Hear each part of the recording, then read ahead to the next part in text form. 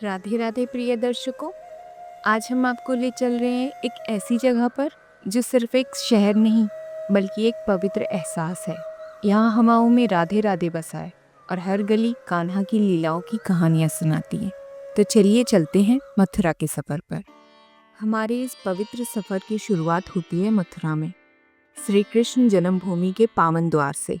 सुबह सुबह हल्की सी सर्दी के सुकून भरे एहसास के साथ जब हम मेन गेट पर पहुंचे तो हमें पता चला कि यहाँ आप और आपकी भक्ति के अलावा किसी भी चीज़ को अंदर ले जाने की अनुमति नहीं है। इसीलिए हमने अपना सारा सामान पहले वाले क्लॉक रूम में और कलयुग के सभी यंत्रों को फ्री सेवा के साथ दूसरे क्लॉक रूम में जमा करवा दिया, क्योंकि पवित्र जन्मभूमि के दर्शन कलयुग के यंत्रों से नहीं, सिर्फ श्रद्धा और विश्वास से होते हैं। इसीलिए हमने ये अवसर आपके लिए संजोए रखा है। दर्शन के बाद जैसे ही हम आगे बढ़ने लगे तभी खस्ता कचौड़ी की सौंधी सौंधी खुशबू हमें अपनी ओर खींच लाई। क्यों ना भक्ति के साथ स्वाद का भी अनुभव हो जाए, इसलिए हमने खुद को रोका नहीं और उस प्रसाद समान कचौड़ी का सेवन करने के बाद द्वारकाधीश मंदिर की दिशा में हमने अपने कदम बढ़ाए। ये यात्रा लगभग 2.5 किलोमीटर की थी, जिसके लिए हमने एक ऑटो वाले भैया की मदद ली और पहुंच गए यमुना जी के पावन घाट पर। द्वारकाधीश मंदिर तक जाने का सीधा रास्ता तो है, लेकिन हमें नाव की सवारी करनी थी, इसलिए हमने नदी वाला मार्ग चुना। नाव वाले भैया से मोल भाव करके हमने यमुना जी में अपनी यात्रा शुरू की।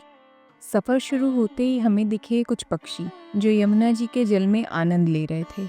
उन दृश्यों को पीछे छोड़ते हुए हम सीधा पहुंच गए घाट पर। घाट से मथुरा की संकरी गलियों से गुजरते हुए हम द्वारकाधीश मंदिर के द्वार पर आ गए। इस प्राचीन और अलौकिक मंदिर का हम बस इतना ही दर्शन आपके लिए रिकॉर्ड कर पाए।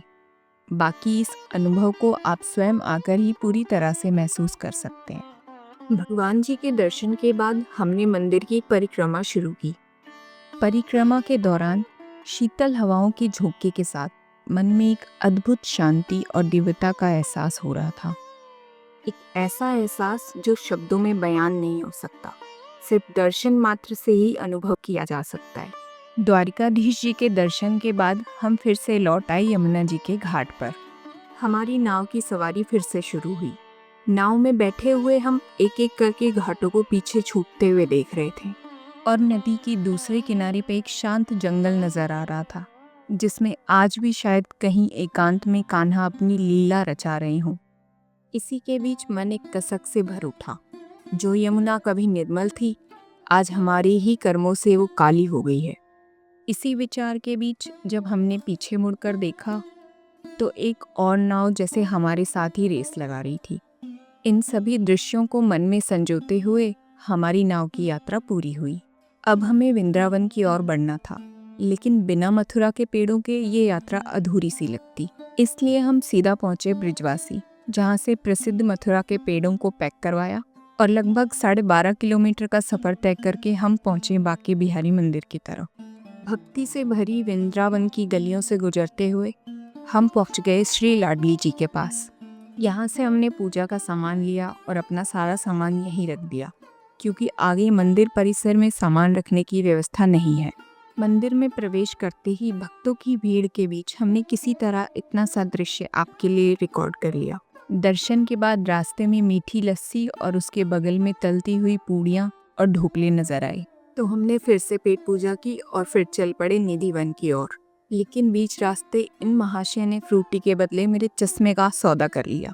इसलिए जब भी आप मथुरा वृंदावन आए, अपना हर सामान संभाल के रखिए, यहाँ हमला अचानक होता है।